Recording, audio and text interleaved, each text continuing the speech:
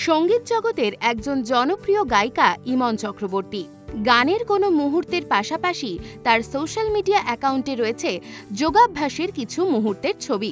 তবে ফেব্রুয়ারি এবং মার্চ মাসের পর পায়ে চোট পেয়েছিলেন গায়িকা। হাঁটতে চলতে অসুবিধে হচ্ছিল তার, আর এই ঘটনার জন্য অনেকদিন যোগাভ্যাস থেকে বিরত ছিলেন ইমন। তবে বিশ্ব যোগা দিবসে আবার পুরনো অভ্যেসে ফিরে গেলেন তিনি। সেদিন নিজের সোশ্যাল মিডিয়ায় বিভিন্ন যোগার ছবি পোস্ট করেছেন। ক্যাপশনে লিখেছেন, পায়ে চোট পাওয়ার কারণে গত ফেব্রুয়ারি থেকে ঠিকমতো যোগাভ্যাস করতে পারিনি, তবে আমি আবার ছন্দে ফেরার চেষ্টা করছি। যোগাভ্যাস আমাকে সব সময় শক্তি দেয়, প্রাণবন্ত করে তোলে।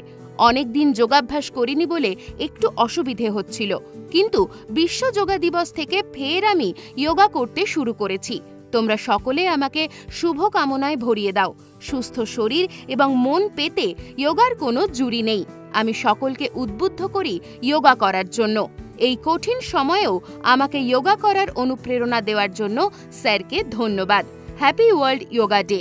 ইমনের কথায় তাকে আবার যোগব্যায়াম করতে সাহস জুগিয়েছে তার হাজবেন্ড নীলাঞ্জন ঘোষ। এই রকম আরও নতুন নতুন ভিডিও পেতে নজর রাখুন আমাদের চ্যানেলে। পাশে থাকা বেল আইকনটি ক্লিক করতে ভুলবেন না।